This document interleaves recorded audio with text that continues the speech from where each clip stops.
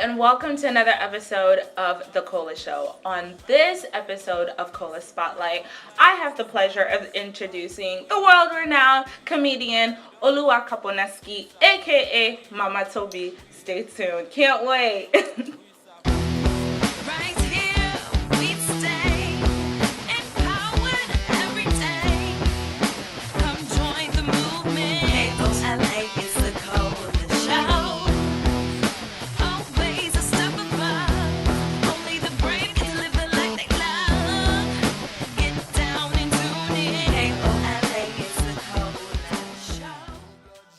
Alright, so I have with me Oluwakaponeski.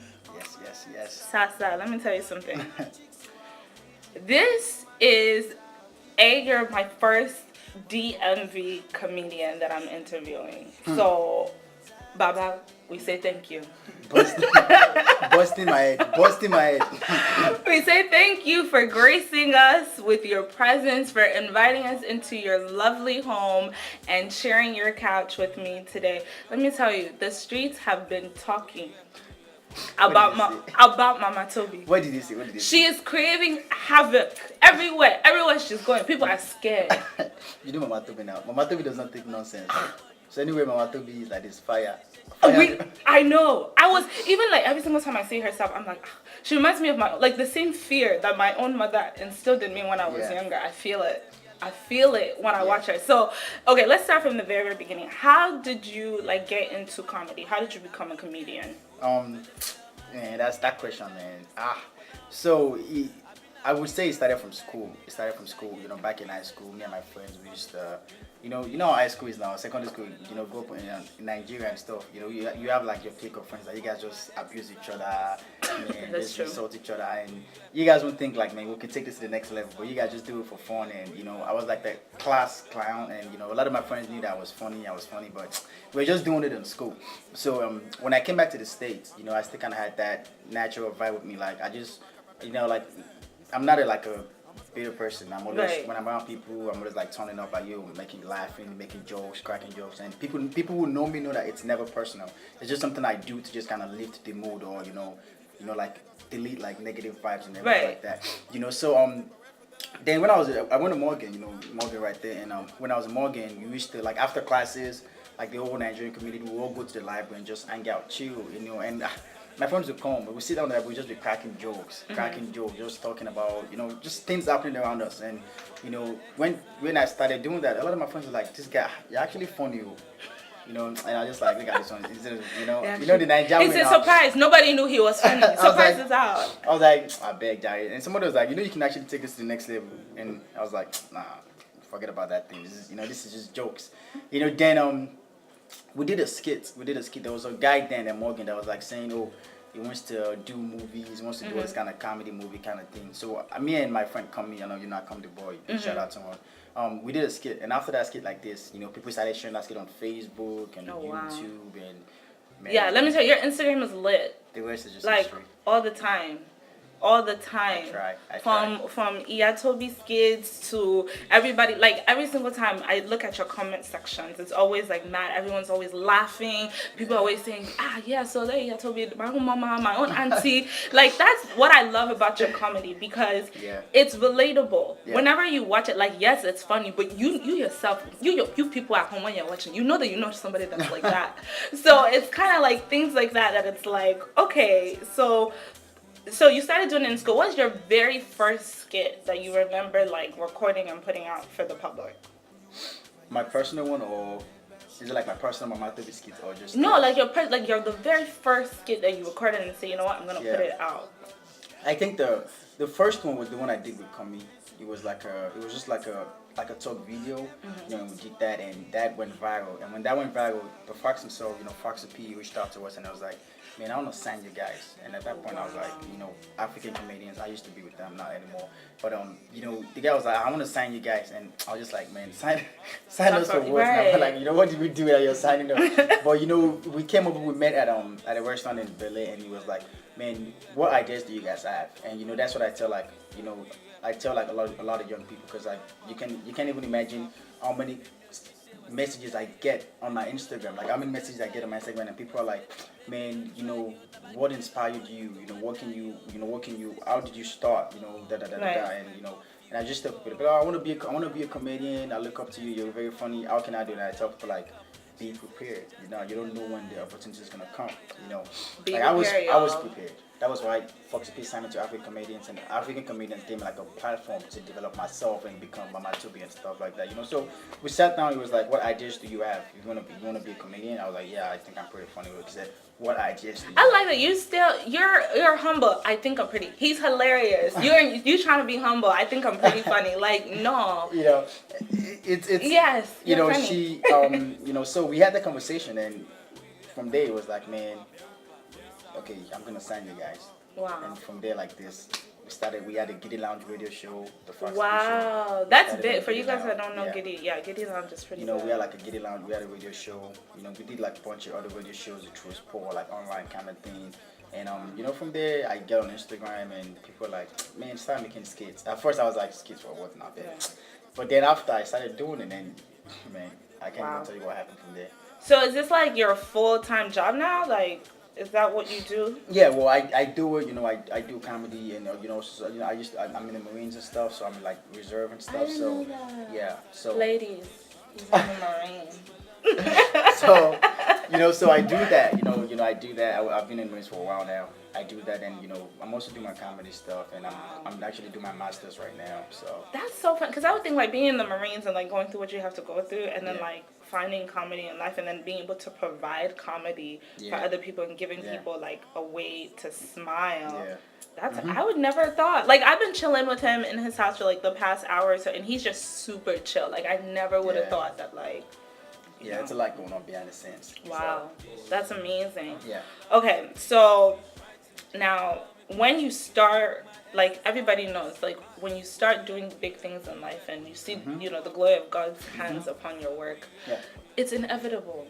The haters will come. Yeah, definitely. The naysayers will come. Definitely. The bad belly people will come. Yeah. So how do you address the haters? How do you address the negativity and still stay positive and bring smiles to everybody else's face? Yeah, I think that's a very good question, because I actually don't get like, I'll be honest with you, I actually don't get like a lot. I can count how many people that have actually said something negative about my videos. Okay. I can actually count them like 2 hands. Like I don't think since I started doing comedy, I can count them in 2 hands. Like people that have said, man, this is not funny, or man, this guy's not funny. I can actually count them. And I even know people that said that, man, this is not funny. And then later I see them commenting and be like, well, okay, this guy's pretty funny. And people sending me messages, oh man, I apologize, I thought you were not funny, but da da da da. But like everything you do, not everyone is gonna like it. That's true. When you first start off. Yeah, you have to know your market. Everybody has their own market. You have to know, okay, this is my crowd, this is my market. As long as you're putting out content and stuff to make your market happy, fuck the rest of the people. What are they gonna do? Your market is gonna be your market. Whether you try to, you can't impress everybody. So if there's 10 people that is like messing with you, that 10 people, just hug them and forget the rest. Hug the 10 people. Yeah, so. Pray for them. Dash them with holy WhatsApp. Yeah, but they'll be fine. I don't really get like I don't even think about it. I'm just pretty chill. I do my comedy stuff. I have a lot of other things going on behind the scenes, so I don't really focus on like the negative. I don't even have time for the negative stuff. So I just 1 week. Okay. I just go. Okay. So when did you start getting into comedy like serious? Like when did you get signed and decided that okay, we're gonna push this? Yeah. When 2000 I think it was 2010 I got signed African Comedians, and when I got signed, things got serious. Things got serious. I was like, man, dude, things are getting real. And then few months down the line, we started having like all this. We started getting notices and stuff, and like we had, I think it was Sound City, like in Nigeria. Wow. Was it Sound City? Was it Sound City or Channel O? It was one of them. They actually hit us, yeah. So one of them hit us up like, man, we think you guys are pretty funny. We want you guys to start providing us content. Oh wow. When we started doing them, we started doing shows. Like I started seeing like decent amount of money. You know, back then, like I would do I would get like ladies, $1,000. he's in the Marines. There's the money. What y'all doing? What you doing with your life? You know, like we'll do like a show, and I'll ask my manager like, how much are you charging to do like $1,000? I was like, shit. You know, we start like, you know, it got real. Like we both like club players, like just show up in the club and just drink alcohol and just party, and they'll pay like $1,000. Like shit. That's the life. You know, to get paid to party and drink. It is the life. I love it. Things started changing, and that was when I knew that, you know, wow, things are real, and you know, even just a free cent, I was like, yeah, wow, this is my calling. That's his calling. Things are real, and things are gonna get even more real. So stay tuned, because we're gonna talk about the infamous Mama Tobi when we come back to the Cola Show. Give me 5 minutes. Tobi, it's only short you are going. This makeup is too much. Okay, what's popping? I'm beating my face for Jesus, Jare. Jesus is Lord. Ugly people go to fire. Ugly people go to fire.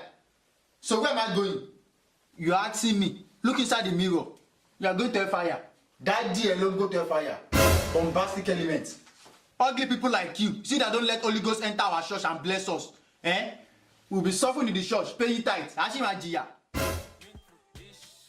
Hi, and welcome back to the Cola Show. So you are watching Cola Spotlight with the one and only Oluwakaponeski, aka Mama Tobi. Alright. Okay. So this Mama Tobi, what was the inspiration behind her? Like, where did she just come from? That's the easiest question ever. Easiest question in my entire life. Mama Tobi came from my mom. You know, my mom was just everything, you know. So she was funny. You know, people think people think I'm funny. Like my mom is the funniest. Like my mom is the funniest person. Like I'm saying this right now, my mom is the funniest person I've seen in my entire life. She is ridiculously funny. You know, so growing up, you know, being around a lot, I cut up early and I pick things fast. And when I'm around people, I see things, I pick it. You know, so growing up with my mom and being around a lot of times, a lot of things she does, like mannerism and everything, I picked it up. Right. You know, so and I just kind of stick to it. So when I started the comedy thing, it was very, very easy for me to just be like, man, I want to do a female character because what actually inspired it is that I saw a lot of other comedians, doing the whole female African mother character, doing the whole Mama Tobi, African mother thing, and it was funny. But I would watch it and I'll be like, there's still a lot of stuff that they're leaving out.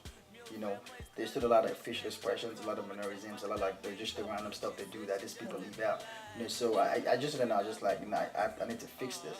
So it was easy for me to come up with the Mama Tobi character and I just did it. And I thank God, like when I started doing it, people were like, wow, this is like, I would do a video and I would get like 300 comments, and the 300 comments would be, this is my mom, this is my mom, this is my mom, this is my mom.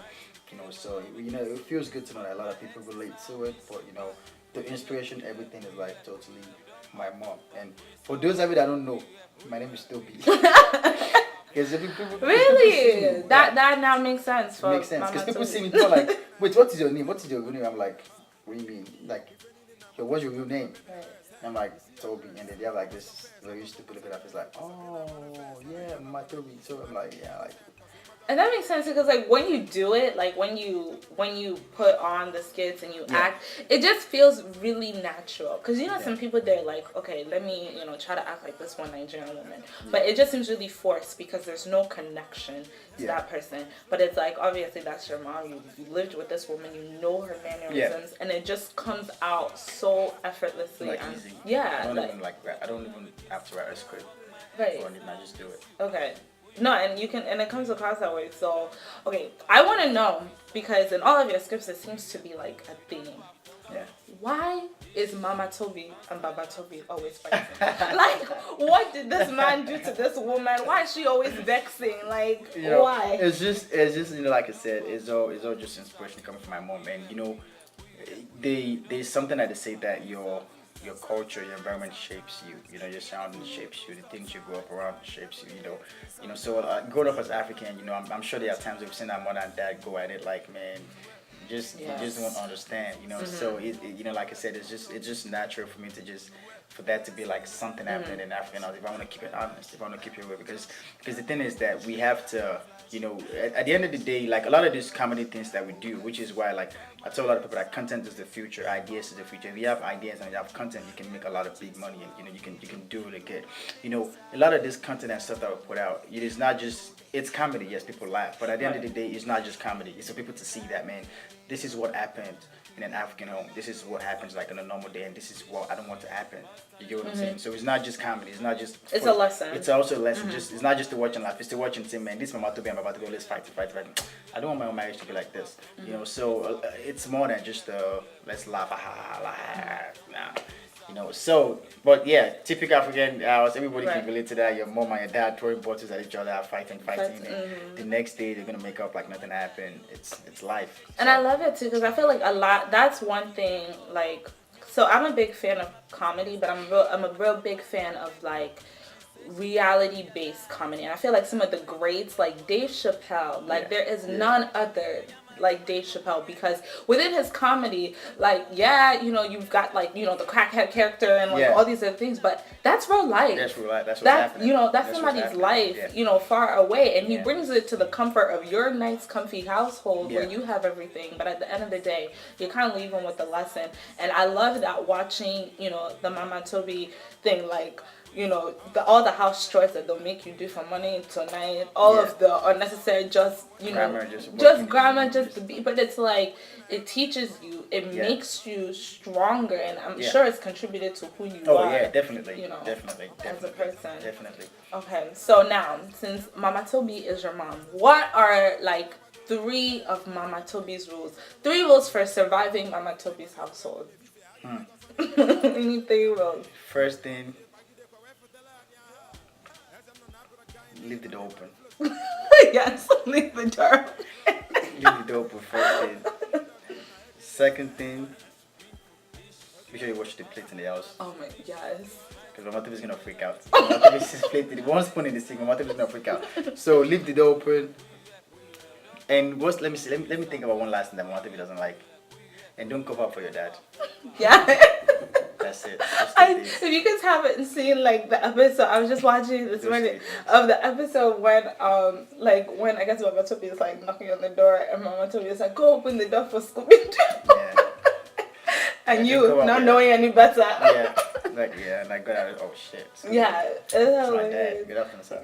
Exactly. Okay, so I want to talk about your first rule, leaving the door open. Please, for people that do not understand, because like these kids nowadays, it's my room. Let me close it. Like, please explain to them why in Mama Tobi's household you cannot close the door. Yeah, because you know, like African mothers are, they always think that something creepy is going on. So if you're in the house with an African mother and the door is closed, she probably thinks you're doing drugs. You know, so and that's the thing. Like, you know, back then, man, like.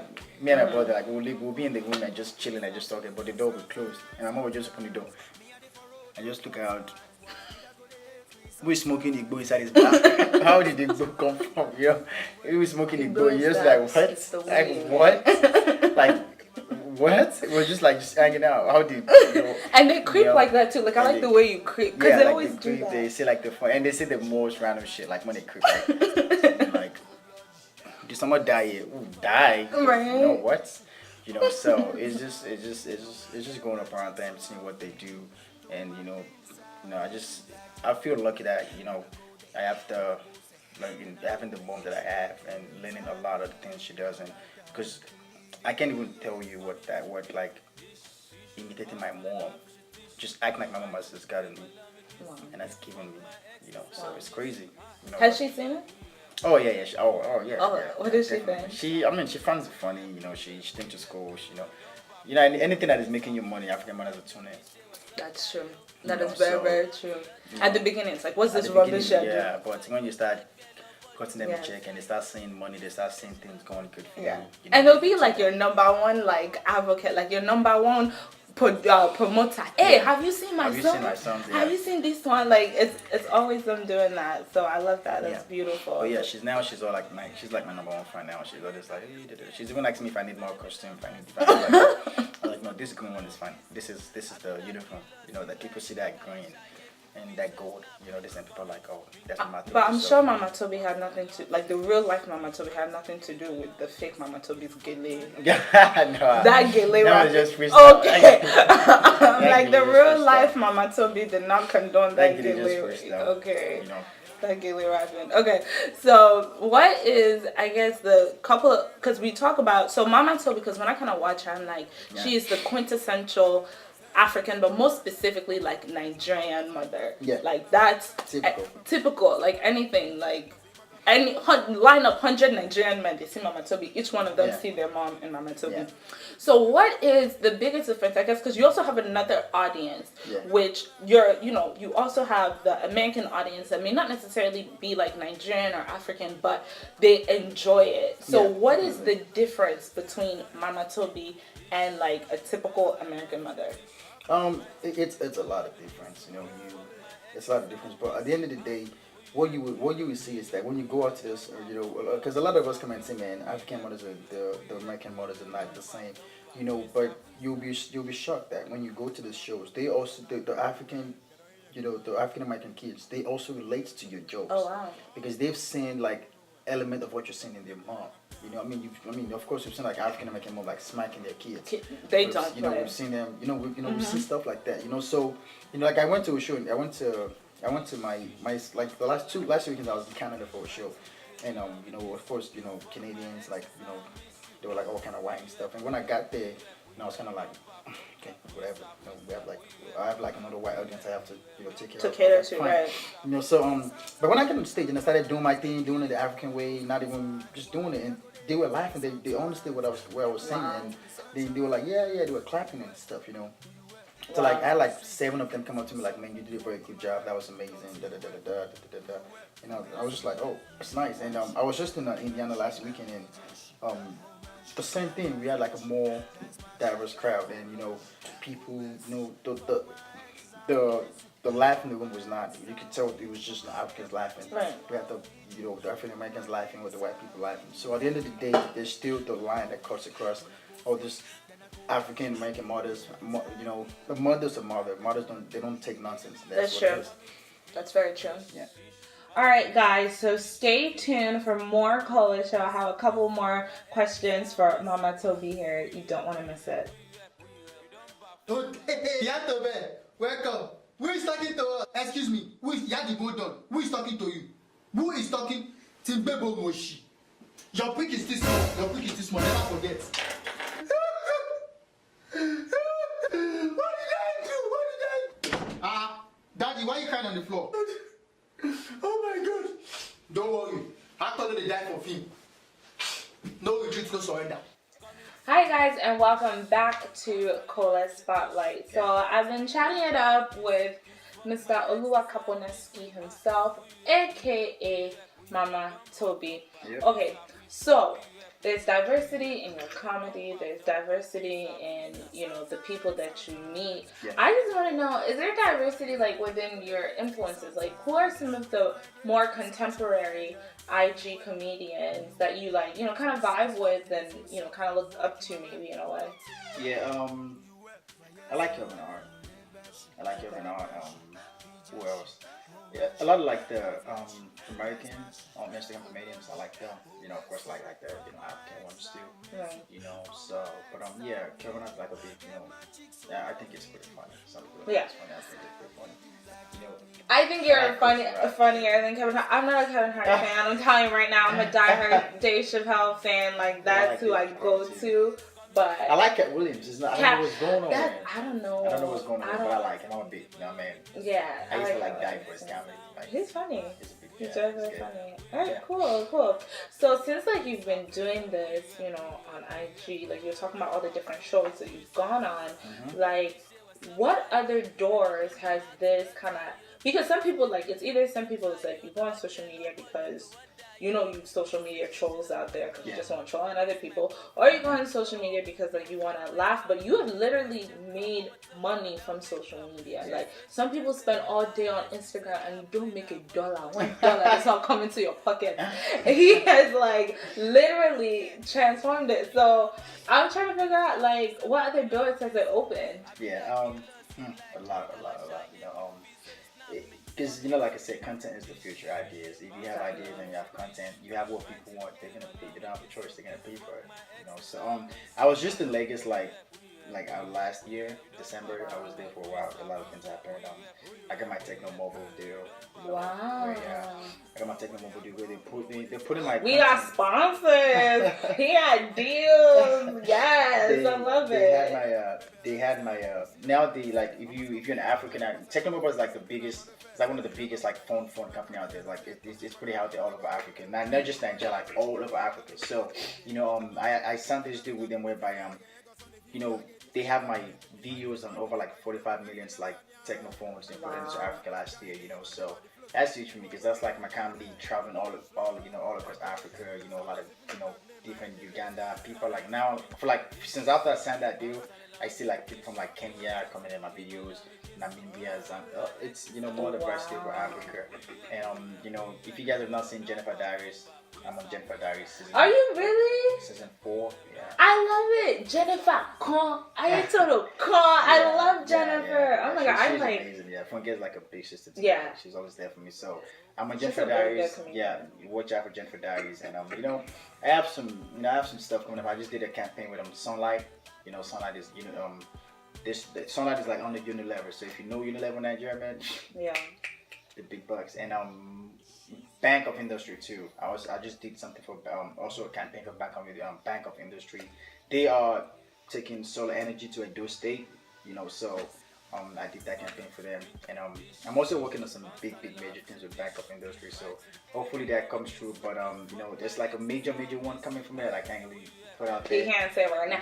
But once he can, best believe we're gonna have a Cola Show exclusive. Okay, once you can actually talk about it. That's it. Okay, so like for the future, are you thinking like Nollywood? I'm already into Nollywood. Oh, okay. Well, yeah, that used to be like a for the future thing, but it's already happening. It's happening so, now. Yeah, I'm actually going back.